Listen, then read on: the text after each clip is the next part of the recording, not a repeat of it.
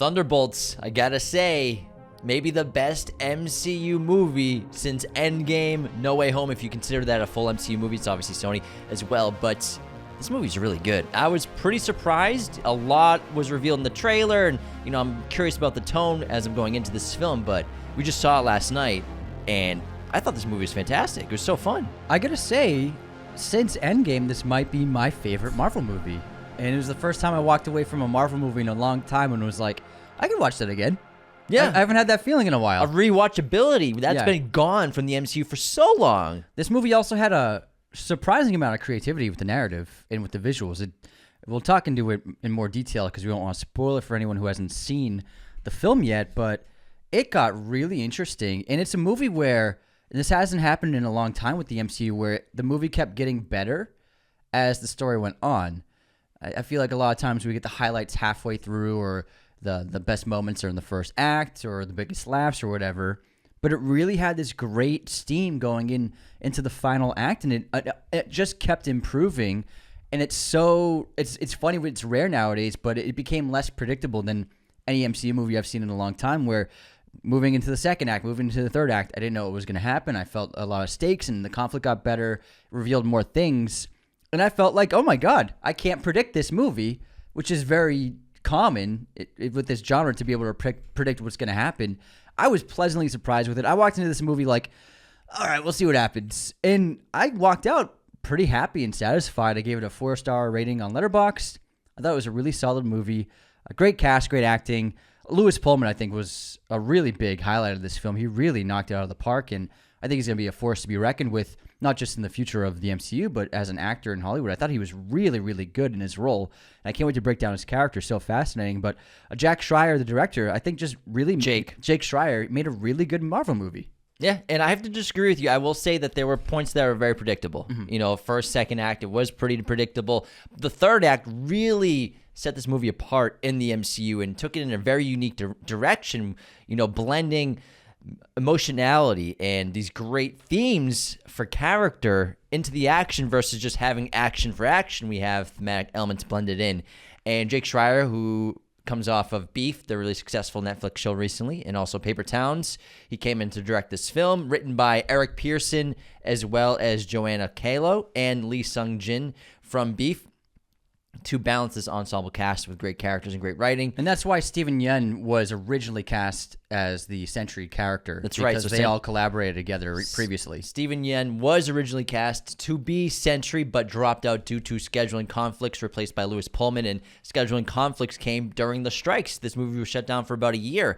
And we got to see this movie in IMAX, so thanks to IMAX and Collider for the invites at their headquarters. And Jake Schreier came and did a Q&A afterwards. It was interesting to hear how they were going into production ready to rock. They were ready to roll. Then they had to shut down. They had a bunch of these sets were built. And for example, the Vault set they didn't get to shoot on it until a year later. And he described it as odd to have a set for that long just be sitting there. Wipe the dust off. And then literally wipe the dust off. The floors are creaky. It's kind of been there for a while. It's sort of weird to shoot in that environment after it was shut down because of the 2023 SAG-AFTRA strikes back, pushing this shoot from July to May. I really appreciated the sets in this film and the production. He was talking about how they built so much stuff in. Even the big New York sequence, they built a block and a half of New York. It looked fantastic, and there was obviously some work done in post-production in terms of building out sets and making especially that scene look bigger. But they did build a lot of those sets and relied on great visual effects artists to finish the work in the scenes. But what's also interesting is he said they started using grayscale screens instead of green and blue screens. Denis Villeneuve and his team started doing this in Dune. Beige screens to match the sand, and that way they were able to avoid having to work on the green and blue fill that bounces onto the set and onto the actors and reflective surfaces. You don't have to worry about getting that out in post-production as well. I think it creates a good climate for the actors to work in where, it's obviously a screen, but it's not a popping bright green screen that might take you out of the scene. I think working in the scene, if it's a gray screen, it kind of blends into the set. So I'm sure it helped the actors, if they're going to have screens, make them not blue or green.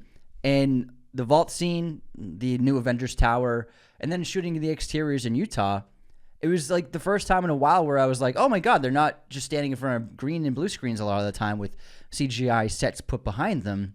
You could really feel the tangibility of the environments, the reflective surfaces, and it was just there was real density to it, and the layers to the sets because they were real. And I was like, man, it was just it's really nice.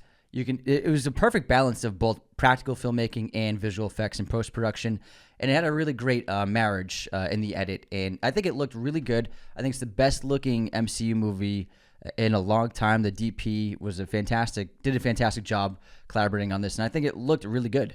I think that they did a great job visually because Industrial Light and Magic, incredible visual effects company, and Jake was talking about how there's just been this animosity and negativity towards visual effects and CGI, and I think that's because of what a lot of studios have done the last 5 years with their movies, and it's just not been looking great. But then you do this technique with gray screens where you're doing a lot of rotoscoping. And so obviously Anthony brought up Dune, how they did that with beige screens and gray screens there. No blue screens or green screens, because when you're doing blue screen and green screens, you have to zap those colors out of the image, then you have to try to repair and put those colors back in post-production. But with the gray screens and beige screens, you're shooting that as the background, and you can fill in the distance really effectively, and you don't have to pull those colors from the image. And when it's done really well, it's rotoscoped really well. It looks terrific. And ILM, Industrial Light and Magic, we just talked about them in our Revenge of the Sith episode, how fantastic they are, how incredible of a company. And, if you can do 60% of your shots in camera in practical, then the rest you fill it with visual effects. It's a really good ratio because you can't make this movie with practical effects. It's a superhero movie at the end of the day. Yeah. You know what I mean? There's only so much you can do. So you have to have visual effects. But when you do it right versus depending too much on visual effects, which overworks your artists as well. Mm-hmm. But give the artists the best way to succeed, shoot a lot in camera, give them good ways to do the best job possible versus just dumping almost an impossible task on them, which it seems like that's what's been happening lately. I'll just do it on green screen and have the visual effects company do it. Yeah. But give them a fighting chance to make a great looking movie, which happened with Thunderbolts. And this movie visually was awesome. It stands out, and like Anthony said, you think you're in New York, but they built a New York set in Atlanta. They built a block and a half of New York City, and there's a lot of really interesting moments and emotional scenes that we're so used to seeing done on green screens and blue screens in the MCU. But now, like, think of Ant-Man. It's tough to get Ant-Man and Quantumania. It's tough to get emotional when it's just green screen everywhere. And you can see the edge work on the actors' outlines because they're standing in front of a screen. But it was really interesting to have these emotional scenes taking place, character breakthroughs, character moments in a populated city exterior with real sets, real people in the background. All in the same frame. It was really interesting. It was a breath of fresh air. It connected me to the original Avengers movie, this film. It felt like we were back, not the attack on New York City, but it felt like that time period. It felt like this movie was anti-nostalgia bait, but at the same time brought organic nostalgia. I like that. And we also learned about what that asterisk was. What was the point of the asterisk? We also learned what the point of the asterisk was. I said, this is one of those words I can never get right. Now we're going to get into spoiler territory. Oh, you want to do it already? You want to spoil stuff? Yeah, let's get into spoilers. All right, well, here's your warning. We're 10 minutes into this episode. Anthony wants to get into some spoiler stuff, so let's do it. Anthony, go ahead. Take it away. What is the asterisk for? Now, before we get into that, this episode, of course, is sponsored by MoviePosters.com, our amazing sponsor. Use our coupon code there, Raiders10, to always get 10% off your orders at MoviePosters.com, as well as the affiliate link in our bio and our description of this episode.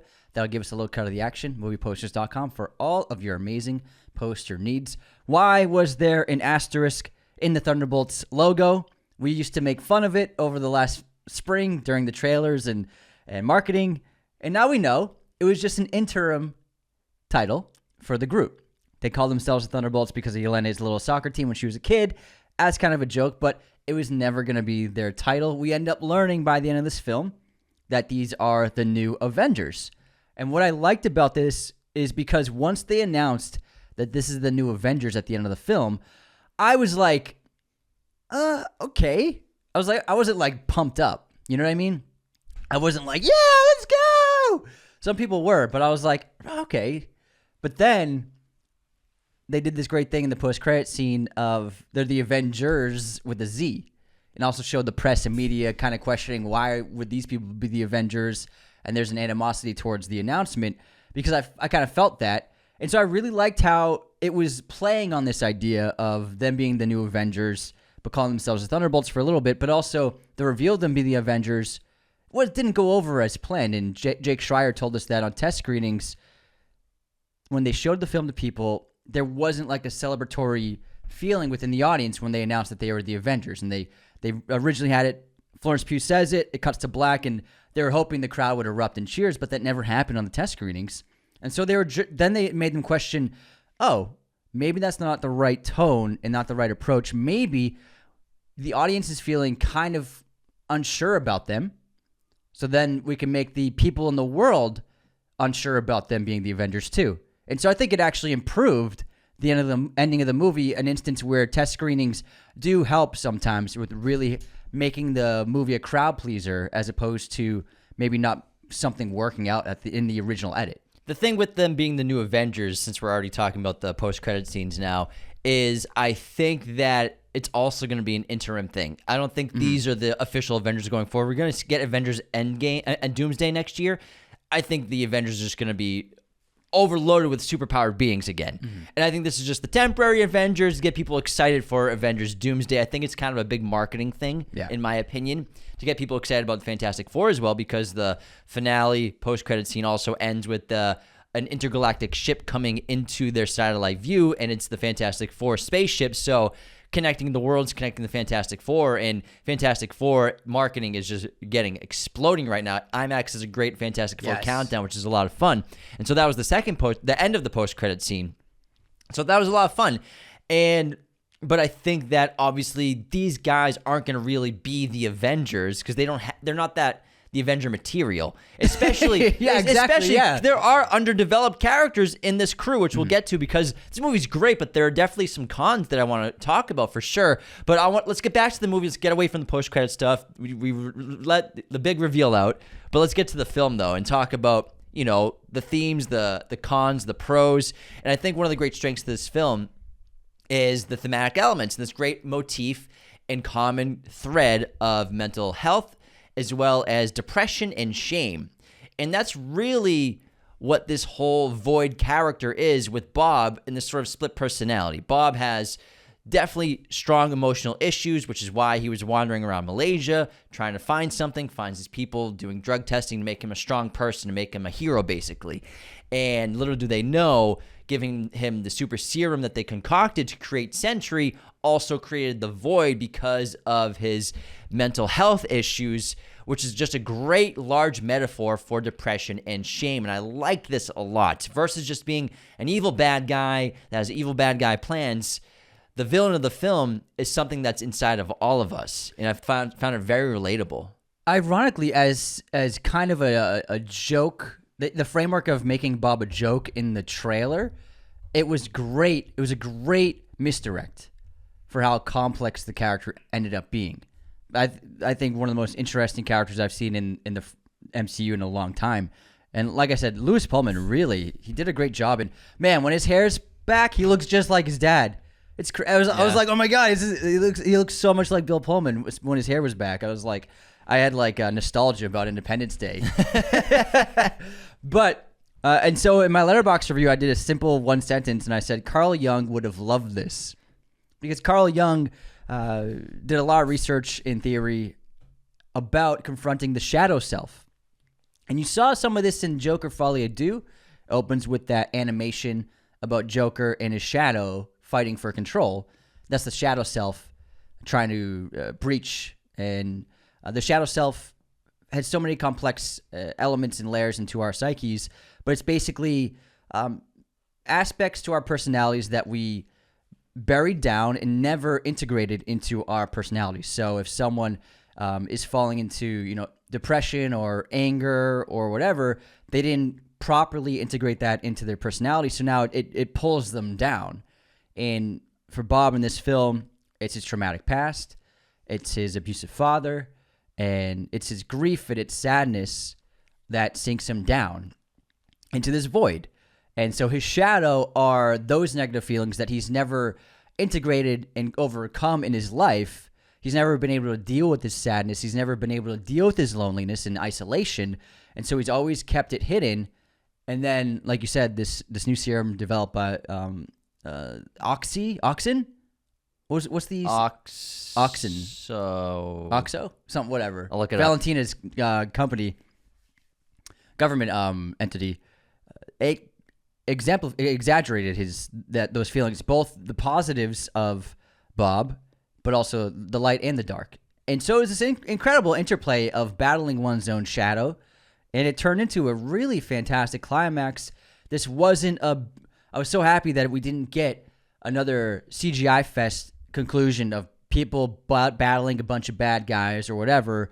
It was really intimate and kind of small in scope, and it was very self-reflective of the character, of him battling his own shadow, trying to overcome his shadow, and it was so well done. I thought it played off really well, and I really liked once Sentry was gone and the Void took over as the antagonist of the third act.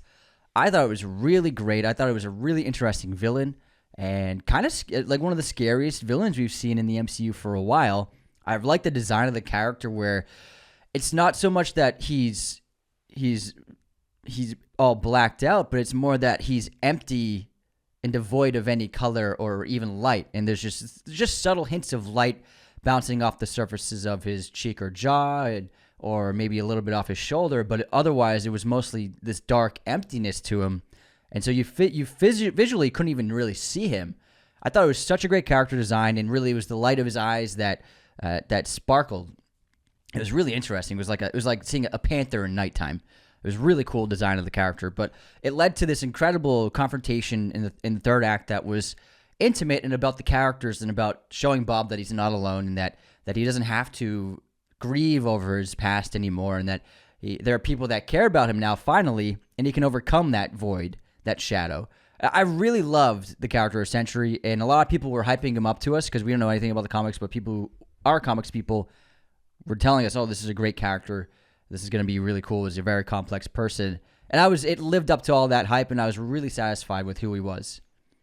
And it's good because Sentry is highly overpowered. The abilities of Sentry are so cool. Can do anything. Fly, he's impenetrable, can affect matter and time. It's really fascinating. I can't wait to see more of Sentry.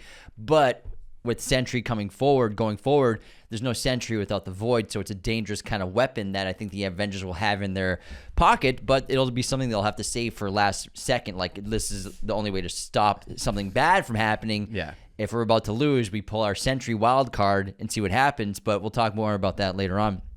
And I like the Shadow Ghost figure, or the Shadow Villain, the Dark Villain. It's always been around in video games.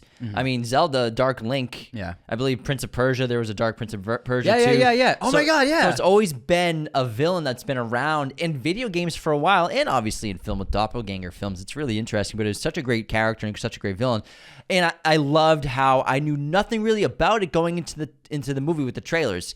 You know, I thought the first and second acts were kind of predictable, especially everyone knew that Taskmaster was going to get fucking shot in the face at some point.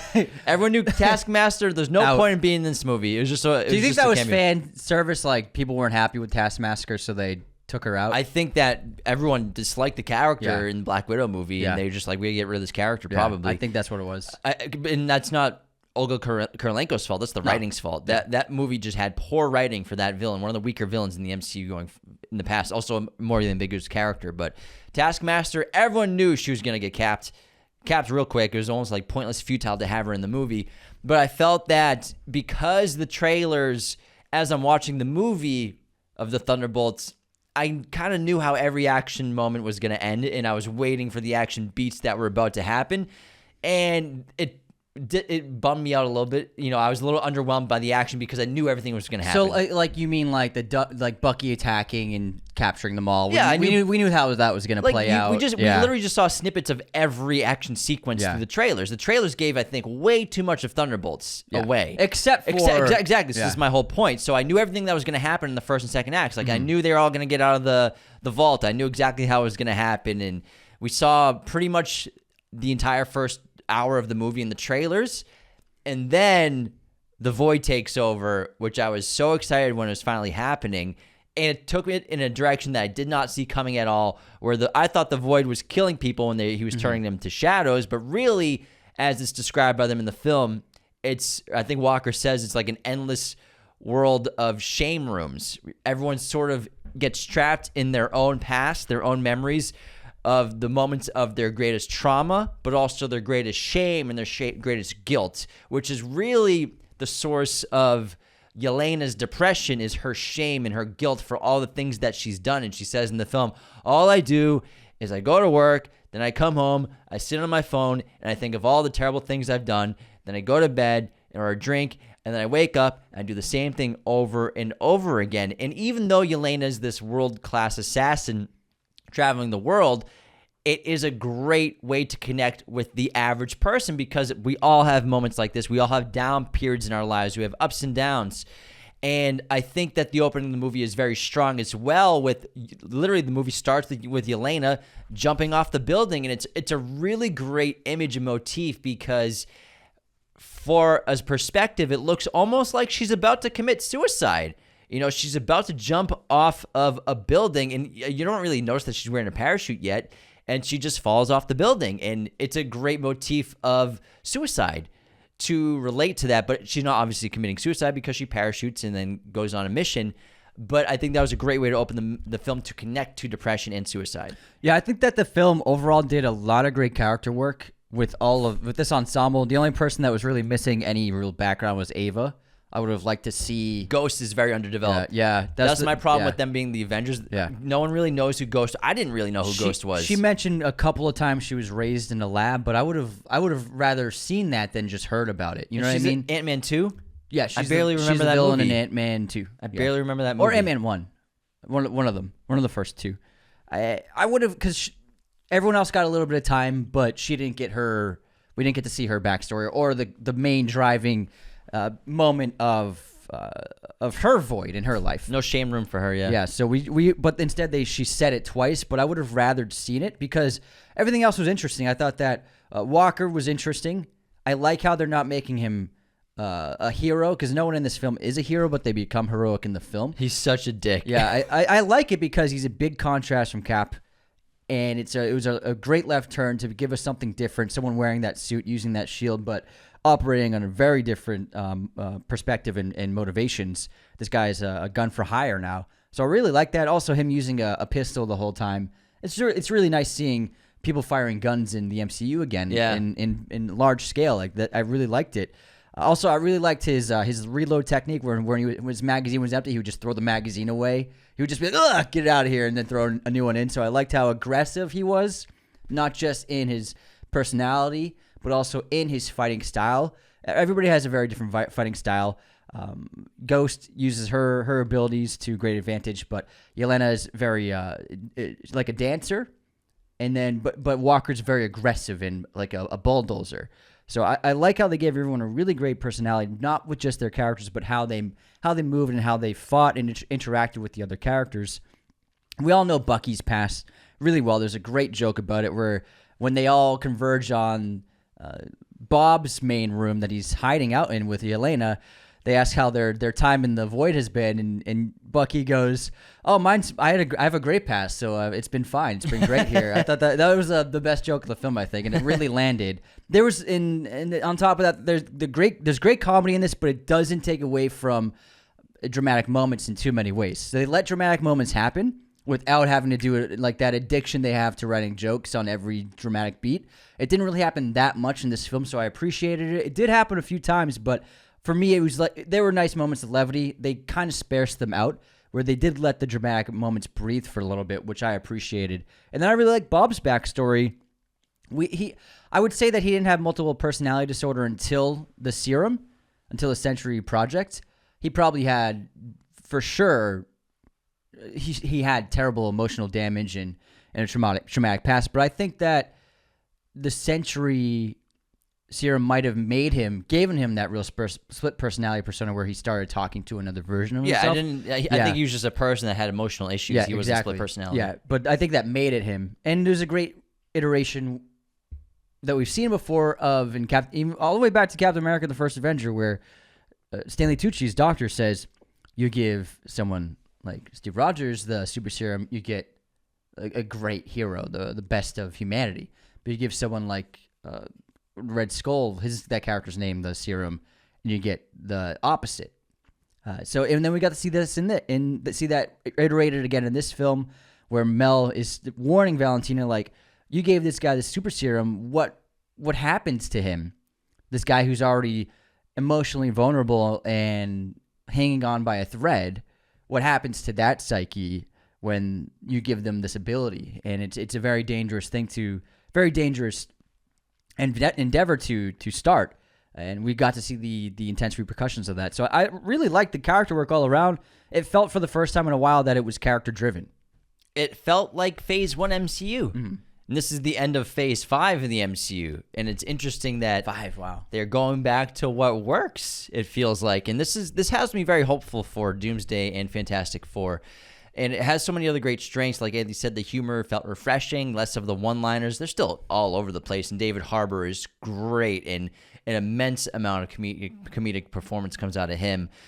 And I like how the scale wasn't enormous yet. You know, it's sort of tinkers with, like, this could be the end of the world in a way, but not really. At the end of the day, there aren't that many big sequences. You know, they're inside the vault where Valentina sends them all to basically kill themselves or to incinerate them.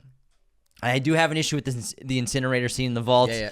Here's a 2-minute countdown, guys. Figure it out. It's I get it. You got to warm up the engines to get the cooking going. But why have a countdown? What's the point of the countdown? To warn people. It's just one of those things. It's like, why not just press a button and kill them all? Yeah. But it's a movie. It's a very. I was a little worried with the vault sequence because it felt so formulaic and so safe. But then the movie got really good. So after that, though, after we get past the void, after the escape from the vault, the scale is small. You know, they're together. They're on the road. They're trying to form a team. Red Guardian wants them to be a team. He's the only one that wants to be a hero, which is why I think he's a really interesting catalyst to put in, because he's trying to inspire everyone. He wants glory. He wants fame. But he also talks to Elaine about the happiest he ever was when he was saving his fellow citizens in the streets and being cheered on and being a hero. And he's trying to push Elena in the direction that her sister took of being a hero. And she wants to, you know, after this mission with Valentina, she wants her face out there. She wants to be a hero and do more public-facing things. However, Valentina, to avoid impeachment, is trying to erase all the evidence of her programs, as well as everything that could get her in trouble. And then after that, it's really just getting to Bob and trying to stop Bob and Valentina in New York. And so that's pretty much the scope of the movie. There's not a lot of destruction. Mm-hmm. They don't destroy New York City for the 50th time. The skyscraper gets fucked up, but that's about it, really. Some bridges. So I like the scale. The scope was pretty small compared to past Marvel movies, and it felt like MCU Phase 1 again. I gotta say, even though we kind of knew how the Bucky action sequences were gonna go down, I just felt nothing but satisfaction to see, you know, one of the older heroes just fucking showing up and taking them all out. You know what I mean? Not taking them out, but like taking control and capturing them all. And I was like, we haven't really gotten that in a while. It's more like the old heroes are always weaker now, or showed around by younger characters for no reason. And they've oftentimes in recent years lost their luster, not because of the actors, but because of the writing and the direction. What happened? Your balls drop off? Yeah, exactly. and I feel like we've lost that, and they've deconstructed all of these characters that we've loved way too much into overcorrected.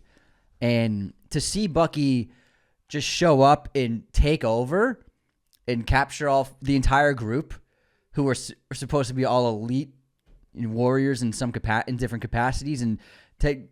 The next scene, they're all tied up, but he just shows up and fucking takes over. I felt so happy seeing that. It was really nice to see like an old hero that we love finally showing up and like doing their thing for the first time in a while.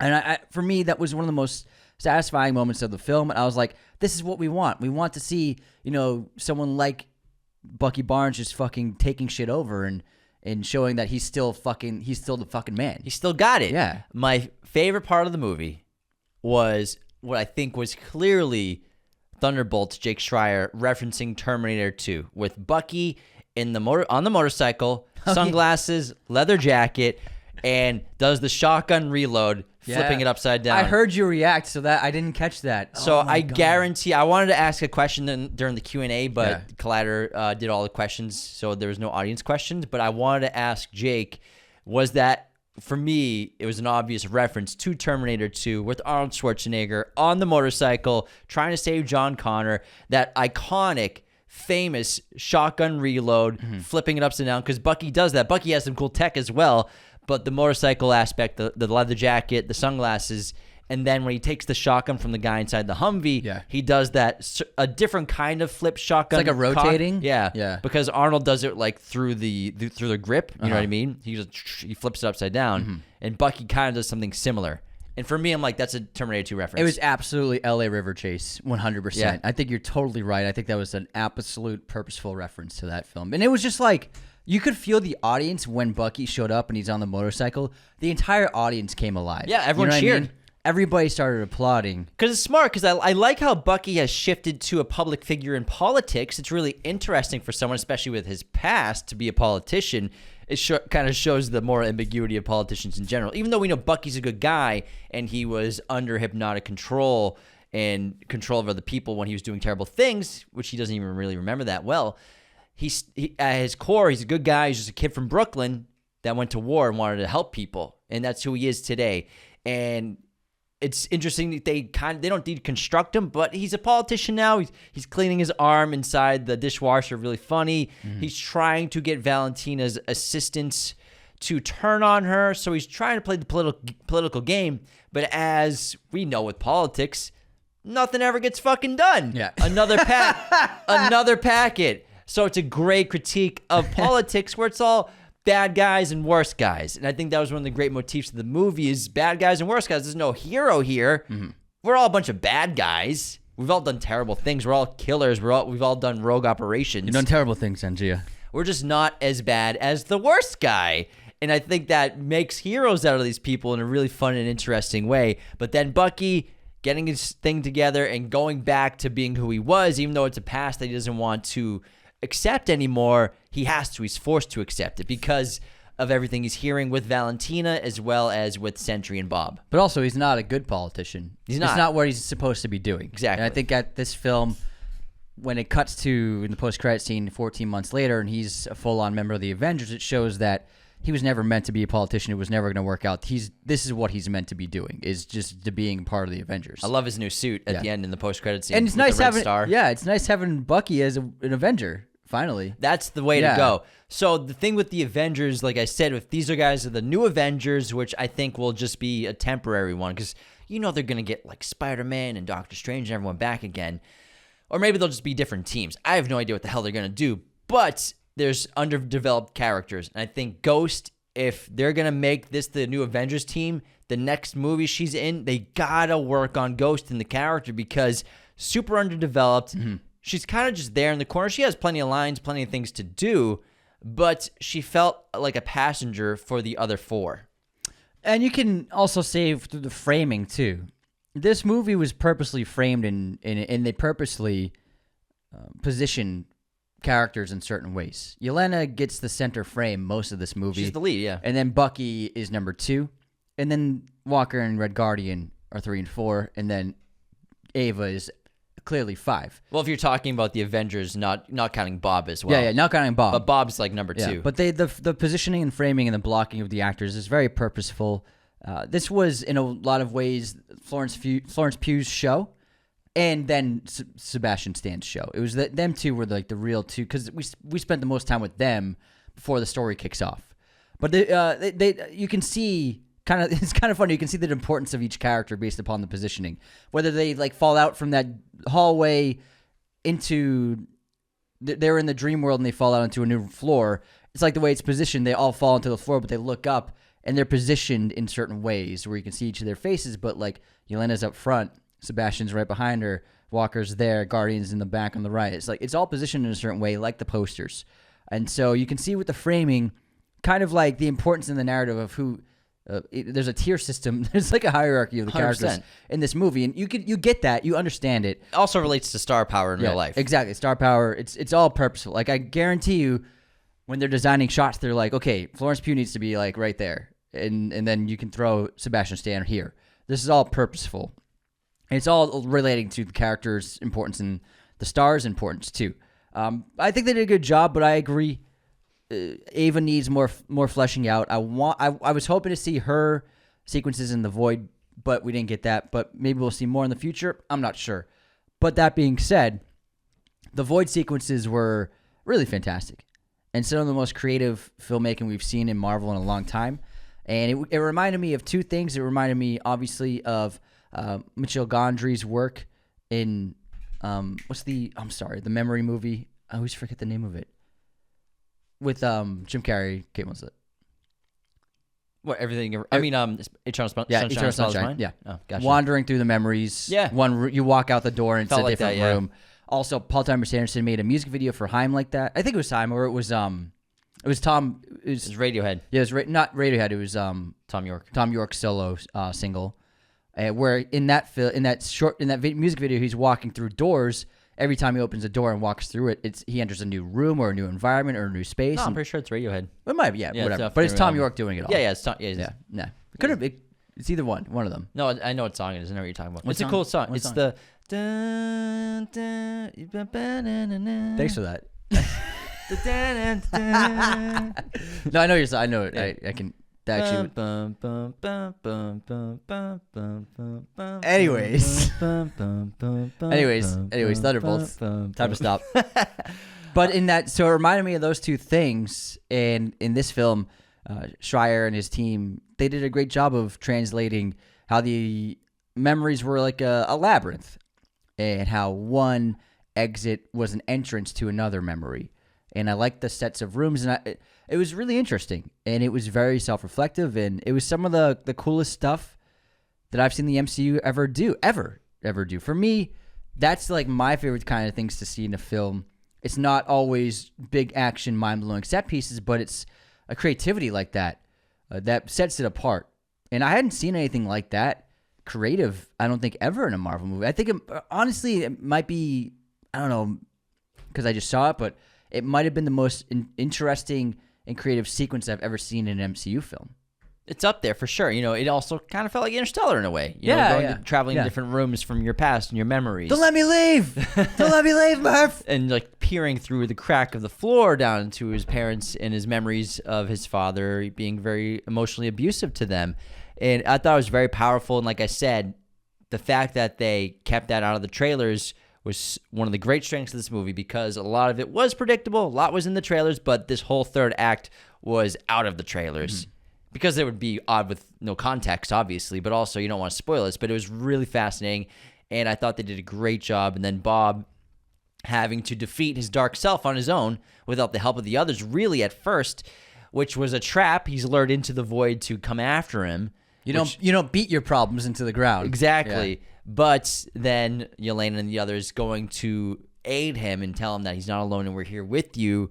And to not feel alone is what defeated him. And it's really interesting because Sentry, he's basically Superman, except even more powerful, it seems like.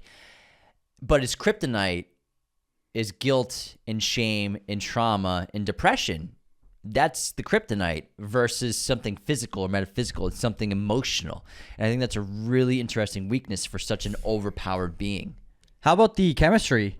Yelena and Bob. I was feeling that, man. Off the charts. I was like, oh, okay. I wanted more of it. I thought they fed off each other so well. The actors, you really felt a connection. They're both great performers, but I really felt a palpable chemistry between the two of them. And I'm really looking forward to seeing their relationship going forward. If they ship them. Yeah. I think it's an interesting ship to have. Yeah. I think that... If they ship them, what do you mean ship them? Wait, I'm so confused. What? If they ship them? What does that mean? You're so old. I was like, wait, you are shipping so them? old. What? If they This ship them? is turning into an almost episode. Every episode, Anthony doesn't understand younger lingo. For and me, jargon. you're not speaking English. To ship two characters means to put them in a relationship or in a romance. Oh. Ship them relationship. Yes. Oh, I was welcome to 2025. I don't know if you saw my brain was trying to work that out. You're like a package. I was like ship them. Like I was like, wait, are they ship? You mean like in the next film, ship them in a spaceship together and have them sit next to each other? So ship them means to put them into a relationship. Exactly. Okay, thank you. Like they're in a ship, but it's more of like a verb. Like they're ship. Like writers will ship these specific characters. This is just how the kids talk. Okay. That's what I'm here for. I was lost. On that note, let's just take a quick break. We'll head to our intermission, and we'll come back and talk more Thunderbolts because I have some more cons to talk about, and I also want to get back to some of the post-credit stuff that was revealed and how it connects to Doomsday going forward. And before we continue, the best way to support Raiders of the Lost Podcast, you know the deal. Go to patreon.com/Raiders of the Lost Podcast to become a patron today of our show. We have 5 different tiers of membership. Find out which one is best for you in your budget. But every tier has different things, including access to weekly bonus episodes of the show, access to the ad-free version of every single episode. That's right. You could be listening to this episode without the commercial breaks if you were a patron. If you want to sign up today, go to patreon.com/Raiders of the Lost Podcast. You can also subscribe on YouTube, which is so huge for us. It's really important for us to get those subscribers up organically. Liking and comment and subscribing is huge. Leave those 5-star ratings and reviews on Spotify and Apple. This is a great way to help us build reputability to the show and help new listeners give us a shot when they stumble upon our show. They look at our feed and they say, hey, another movie podcast. Lame. But, oh my gosh, they have over 3,000 ratings on Spotify and it's 4.9, almost a 5. Holy crap, I got to give these guys a shot. Maybe they'll be my movie guys. So, leave those 5-star ratings and reviews. I'll read a written review in just a minute from Apple Podcasts. And another great way to support the show, just share with your family and friends if you have some people who love the MCU or need new movie podcasts or just new podcasts to listen to in general while they're at the gym, on the road, driving to traffic, to get to work, or just chilling. They need something new to fill in the space. The void. Send them one of our episodes. Send them our Instagram videos, our TikTok videos. Sharing our content on social media is huge for us. That's what gets us these opportunities. That's why IMAX invites us to screenings, because we post about it and people engage, and that's the only way we get to go to do stuff. So share our videos, comment on everything you see, leave likes. That stuff helps so much. This episode, of course, is sponsored by our friends at movieposters.com, the #1 place to get your posters online today. Be sure to use our promo code Raiders10. That will always get 10% off your order at movieposters.com, as well as the affiliate link in the link of our bio on social media and the description of this episode. That will give us a little cut of the action. Movieposters.com has a gigantic selection of pretty much every film and TV show imaginable in their poster library, as well as all sorts of sizes, framing, and even backlighting for your poster needs. Look at that amazing backlit Thunderbolts poster behind James. Pretty cool. I love the Wheaties box inspiration for the marketing. Oh, we're going to talk about the Wheaties box and where that came from for the marketing too. It's so fun. I think it's super creative and really refreshing for the franchise and for the brand. And they have a ton of amazing posters for Thunderbolts, as well as new releases like Sinners, Revenge of the Sith just came out. Anything you can imagine, from your favorite modern blockbuster to your favorite Hollywood classic. They have all sorts of sizes, framing, alternate posters, really cool designs made by amazing artists for redesigns of posters. For all the collectors out there, they have lobby cards, really cool collectible posters like original prints of your favorite classic movies and original movie still prints. Movieposters.com is the #1 place for all of your poster needs. Use our coupon code Raiders10 to always get 10% off your order, as well as the affiliate link in our description and bio on social media. All right, let's get to our intermission. Are you ready to be stumped, Anthony? Ready. Here's the movie quote competition. You're not wrong, Walter. You're just an asshole. Not wrong, Walter. You're just an asshole. Is that Breaking Bad? No. I don't know. The Big Lebowski. Good one. Thanks. All right, 2 people talking. You'll like working for Roy Taylor. He's solid. Yeah, Roy. He's a good old boy. He's got a little cabin down on Lake Kemp. Got a crappy house, little boat. Says I can use it whenever I want. We ought to go down there some weekend, drink a little whiskey, fish, get away, you know?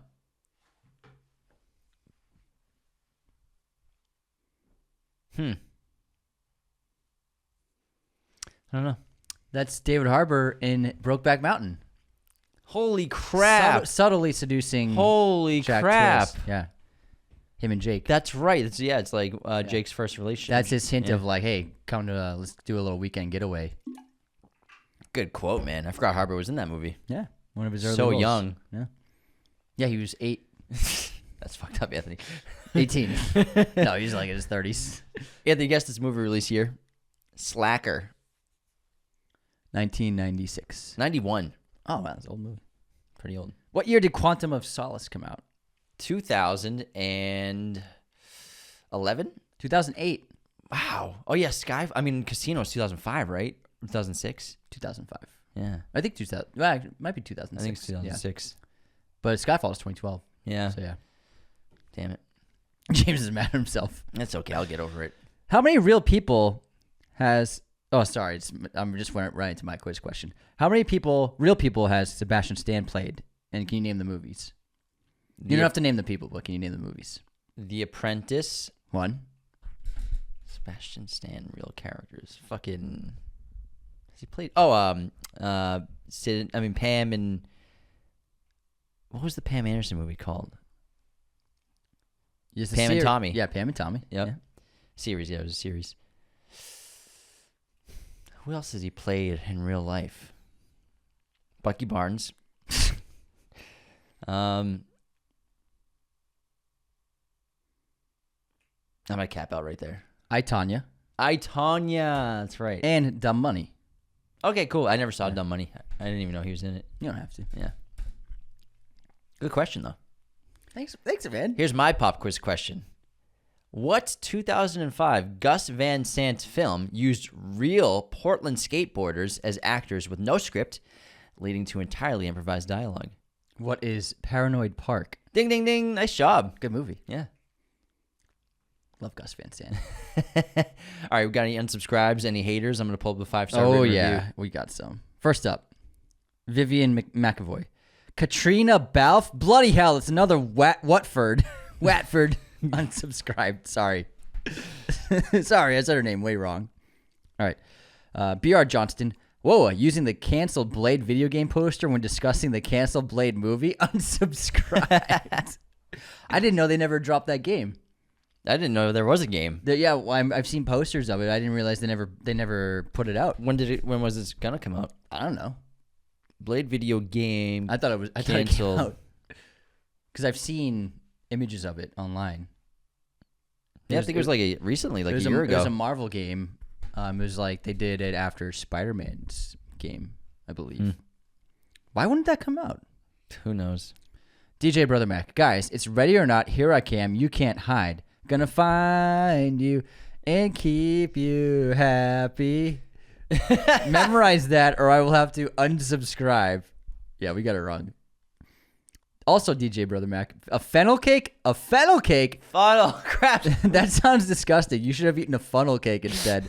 Unsubscribed. Yeah, the funnel cake was not it at Disney. It was not. We said it was fennel. all right.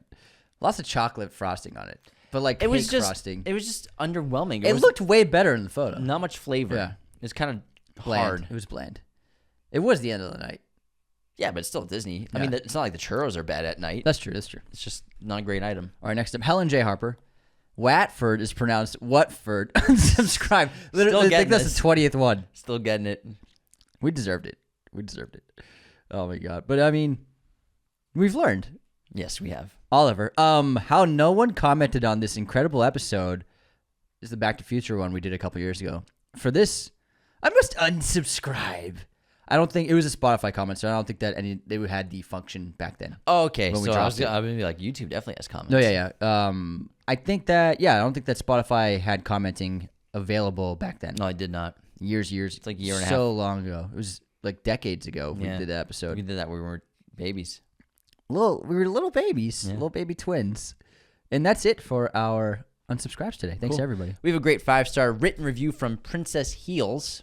Best show by far, 5 stars. I'm currently going through a bad time, but these guys have been a ray of sunshine in my week. Aw. I love downloading and saving episodes I can watch throughout the week. I love their banter and their knowledge, and I wish I could give them more than 5 stars or all they have done for me in my life. 2,000 out of 10. Best show ever. princess heals. We all go through ups and downs, just like the main theme of Thunderbolts. We're happy to help get a little bit of light in your life. Thank you for tuning in and downloading episodes every week. We appreciate you. So sweet. So appreciate sweet. you. All right, Anthony, what's your streaming recommendation? The Two Popes on Netflix. If you want to see, everyone's into the popes right now because Pope Benedict passed away. So it's a really great film. Great film. Pope Francis. Go Francis. Right? I'm sorry. Pope Benedict was before Francis. Got you. I believe. But yeah, it's a really interesting Francis. movie about the transition from one pope to the other.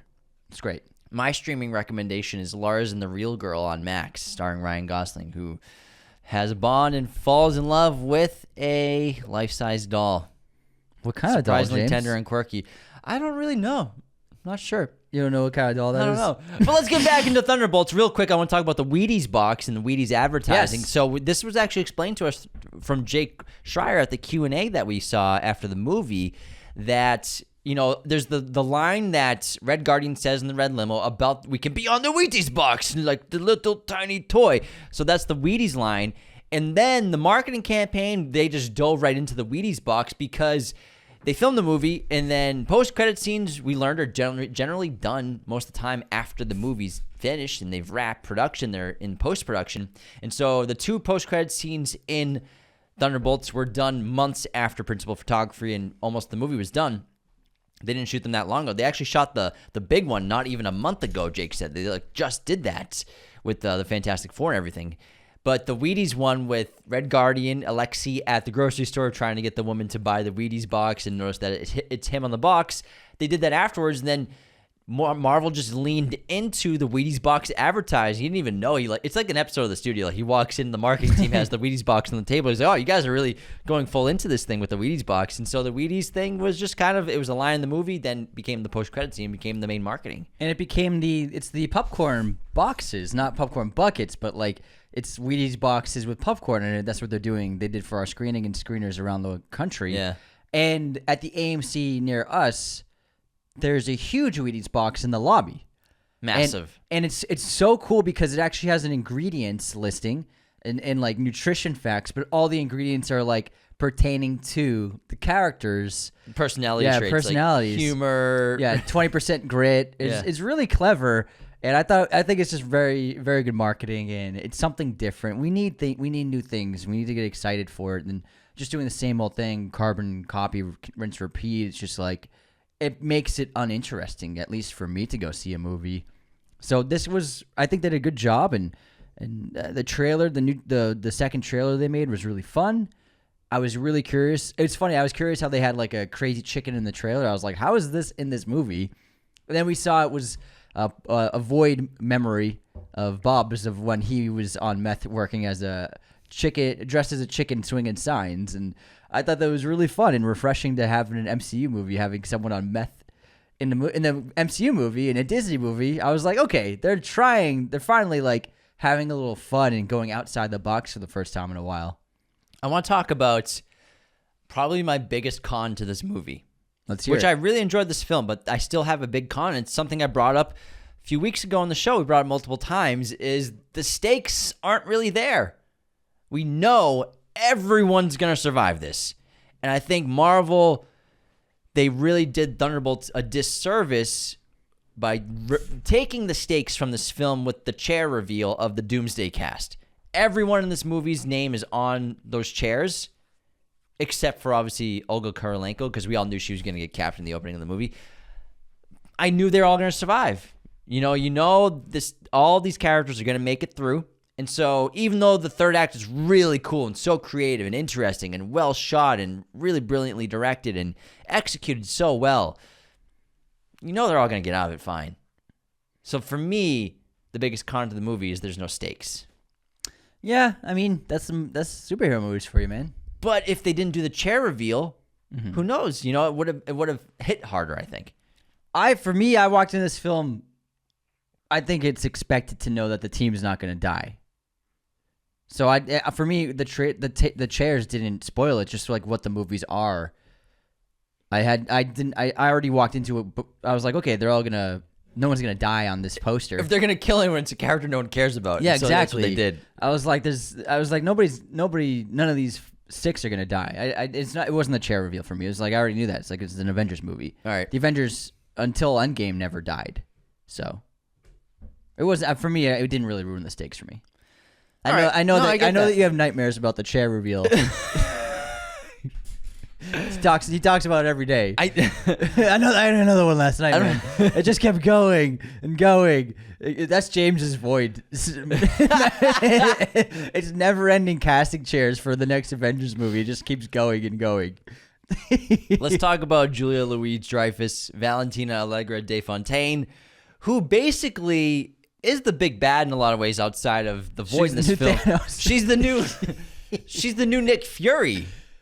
It's so in a way. So how do you feel about her character in this film? I don't have much familiarity with her character outside of she had a cameo in one film.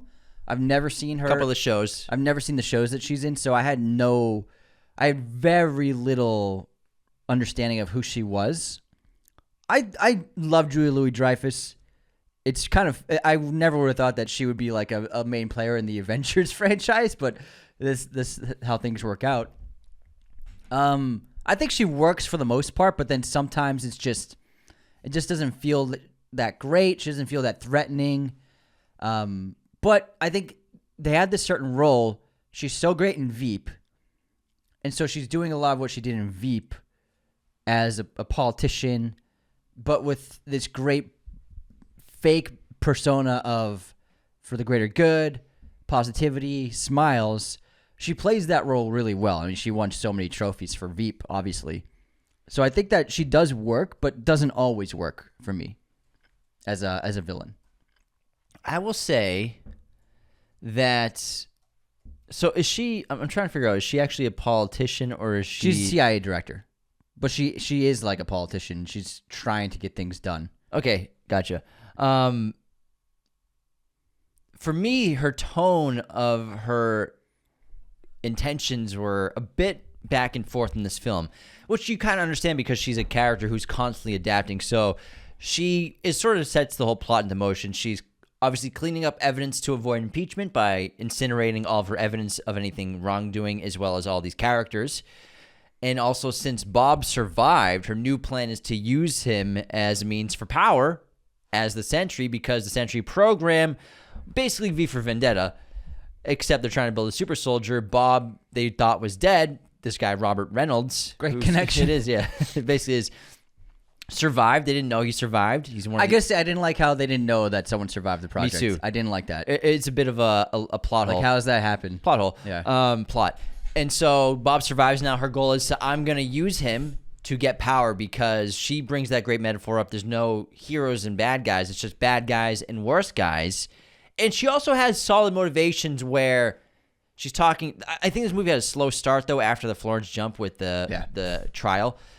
A lot of exposition that I think people it slowed it down quite a bit to start the film. But she's talking about how the Avengers aren't here, and I like how we're in a post Tony Stark world, post Avengers world. Who are the heroes of Earth? All the gods are gone. All the heroes are gone. And she's trying to create a super soldier, basically, to be a hero, but also to be, for her, a source of power.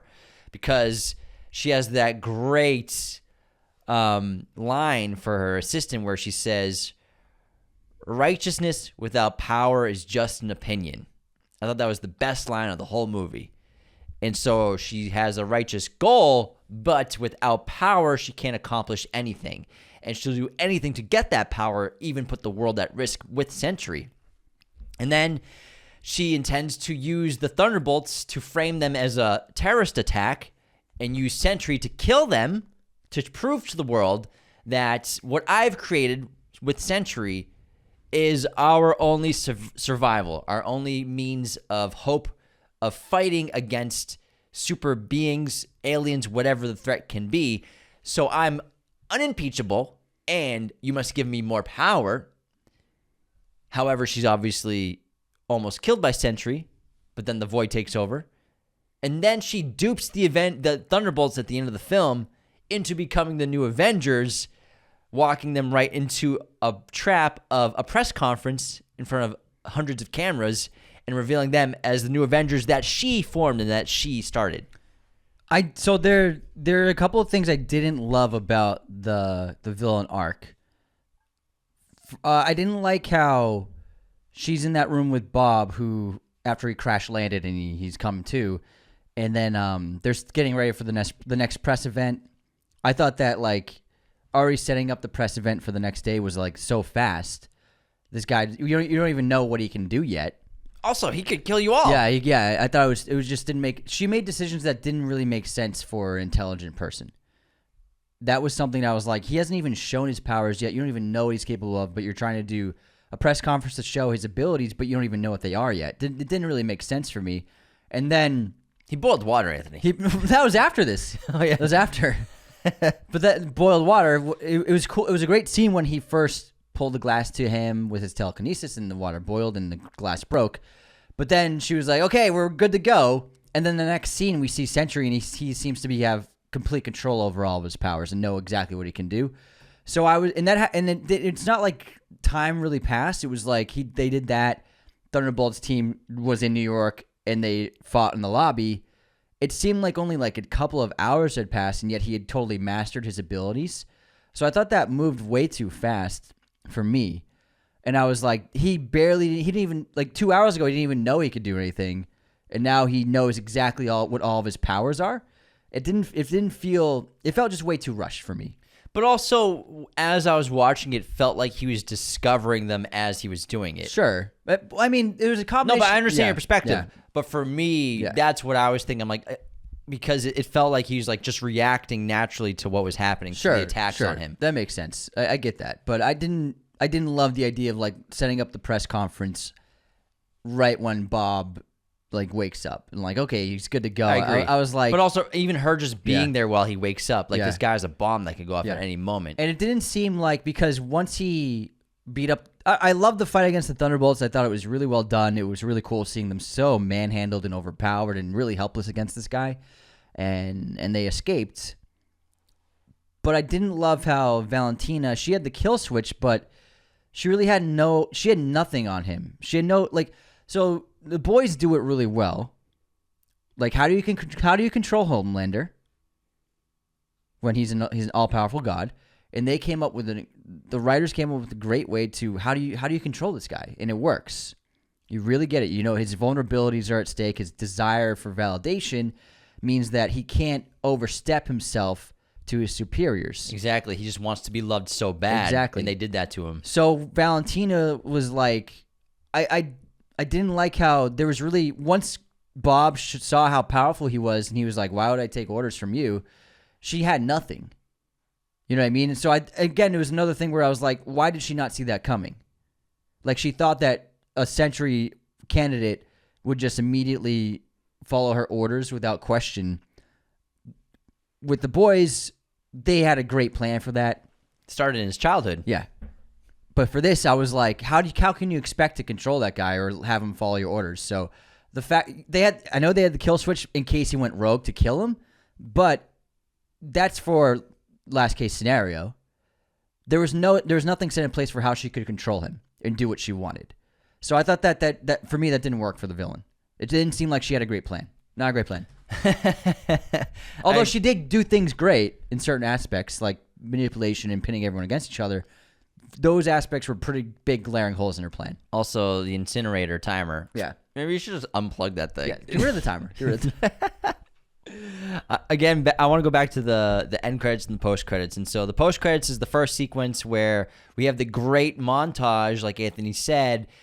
Jake said they were unsure. The test screen audiences were unsure of what they felt when they were announced as the new Avengers. And their original end credits and the original post credit scene was a hamster or a guinea pig running through different environments. So that's what they were going to do. So they had developed an entire different post credit scene. But then they opted to go with, all right, now the Avengers have been announced, the new Avengers. Test audiences feel unsure. Let's make the press feel unsure. And really great black and white, what looked like oil portraits and paintings of covers of newspapers and magazines, the New Yorker, New York Times, Time magazine. Is really interesting to see, as well as even caricature, almost satirical drawings of them, like Walker on top of his bent shield, like riding it like a cowboy. I thought that was really interesting. Who's this new character, Bob? Questioning them, the B-Vengers instead of the Avengers. So I like that aspect of it so much with the post-credit scene. But then the end credit scene, I fucking loved. The end credit scenes in MCU movies, I swear they've just been lately just very disappointing, very lacking, almost futile, almost pointless, irreverent. Sometimes 20 seconds tops. Sometimes, you know, they're very short. You're not getting much out of it. Barely a snack. You know, it's not even a bite.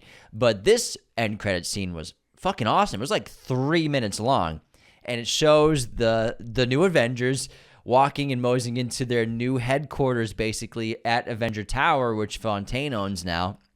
I'm just banking. De Fontaine, sorry. I didn't like that joke that she said. Yeah. Like, you don't say the fence of security, you say defense of security. I'm like, that's an AI joke. Yeah. But it's great because we're in this new facility that's been refurbished. It's renovated. It's also cool to think of all the past fights that have happened here. And they're dealing with Sam Wilson is fighting them with copyright for the Avengers. He's not on board with them being the new Avengers. So I like there's already a little conflict going on with heroes, as well as they all have new suits. Bob is just drinking a milkshake, reading a book, pretending to read a book.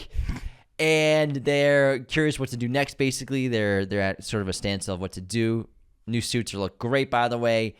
And then they get a transmission of a new ship entering their system, and it's the Fantastic Four ship. And so this was a really cool sequence.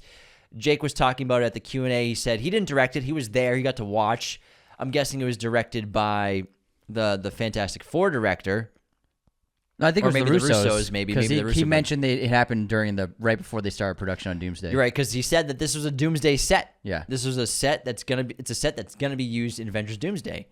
And so I thought that was really interesting and he also said it was just shot a month ago. So if it was shot a month ago, is pre-test shooting before filming, because filming didn't begin on Avengers Doomsday until April 28th. So they probably shot this at the very end of March, beginning of April, which is really cool how recently they shot it. But you can tell that not a ton of time has passed, but time has passed based off Florence Pugh's hair has grown like an inch. Do you think that this kind of spoils the end of Fantastic Four? Where they're clearly traveling through space to another dimension at the end of that movie now? Probably. Seems to be that's how that movie ends. Probably. Yeah. In a way. That's a good point. I saw that and I was like, oh, it's really cool, but also like, I suppose that's how Fantastic Four will end now. They'll be heading for heading through a new dimension, a wormhole or something. Yeah. I'm sure it'll be cool, but it kind of like gave that away. That they're all going to survive? No, they gave away that we know the Fantastic Four is going to survive. They're not going to kill off everyone on the first movie. But how it's going to end with them, there's some kind of issue. We need to go to this other dimension. But I guess you could argue it's one of those spoilers, or not exactly spoilers. It's something that we all knew was going to happen. So it's like everyone knows that they're going to bring the Fantastic Four in. So why not? Yeah. Why not get it going? Because they've already revealed that the Fantastic Four will be in Avengers Doomsday. Yeah. And so I don't think it was much of a spoiler. It's just more of like, hey, get excited. Yeah, everyone got excited. Yeah. We'll see. We'll see about Fantastic Four. I don't know. He just had an. I'm hesitant James is about dead. it. He had a stroke. Listen, so they showed the trailer for Fantastic Four, and they're hyping it up and really promoting the hell out of it, especially with the cool IMAX ticker countdown. Because before IMAX movies, they do the 10-1 countdown. They have a Fantastic Four version. It's really fun. Great score, Shakino. Good job. But it's like a 35-second countdown instead. It's like 10, 9. There's stuff happening on screen though. I feel like every time I watch the trailer for Fantastic Four, especially the full-length ones, the less and less I'm excited about it. I don't know how to feel. I don't know how to describe it. Well, maybe it's because they're not showing that much. Yeah, it could be. I don't know. Maybe it's because it's not really. I mean, we've barely seen any of their powers. Yeah, we've really only seen a shot or two of anyone's powers and abilities. So I hope it's good. I really do. I really do hope it's good. I'm sure it will be. I mean, if Thunderbolts is taking the MCU in this direction and going back to sort of the roots of what it felt like back in Phase 1, Phase 2, and really giving audiences what they used to feel with these movies, and I think Thunderbolts did that. It's a step in the right direction for sure. And again, I think that Deadpool Wolverine is sort of an outlier, kind of a one-off sort of thing. It was almost a gimmick in a way that worked so well. But you don't want your whole rest of your franchise to feel like that, just nostalgia bait, which is basically kind of what that was in a lot of ways. Yeah. But Thunderbolts, I think it's a good step in the right direction. it was definitely its own thing, Good and it step felt forward. great. Good step forward. It was very creative. I liked it a lot. Yeah. I think they overall did a really good job, and it was I think the best MCU movie since 2019. So it's 6 years later. I like Alexi's new Avengers with a Z. Yeah, it was funny. It was very funny. I got one for you, and I got one for you. Yeah, I liked it. I really liked it. I liked it more than I was expecting to. Yeah, I gotta be honest. And you know what? I'm walking into these movies just like, just a little popcorn entertainment, not trying to think too hard, and I think they did a good job. It was fun. Music from Sonlux, who did Everything Everywhere All at Once. Also great, really great job. What was fascinating to hear was they did a lot of the music before they went into production, and they had a whole suite built ready to go for the cast and crew to listen to, and it's really interesting to work that way versus using temp tracks and filling in the space in post-production for your composer. Oh, let me put this song in here from this movie to make it feel like make me something like that. So they have a lot of the music done before the film was a really interesting way to do it. Hans Zimmer did that famously for Interstellar. But I like that aspect of it, and I think the music was a standout for me in the MCU franchise. He did it way before Interstellar. Yeah. The Thin Red Line. Yeah, that's right. He did the whole thing. He did. He probably composed like 8 hours of music for that movie until they narrowed it down. Mm-hmm. All right, you got anything else on Thunderbolts? No, I really liked it. It was a good time. I enjoyed the film. I really did. All right, everyone. Thanks so much for tuning into this episode of Raiders of the Lost Podcast. Be sure to become a patron today at patreon.com/Raiders of the Lost Podcast. Subscribe on YouTube, follow on Instagram, TikTok, Twitter. Leave those 5-star ratings and reviews on Spotify and Apple. You know all the things to do. Do them. It helps us help you. Keep making content for you every day. Take care, everyone. See you next time. This episode was brought to you by our chosen one patrons, Jacob Kossler and Nicholas Martin. Thanks so much, boys. Raiders of the Lost Podcast is a mirror image production. Sound mixing done by Jacob Kossler. Opening music by Chase Jackson.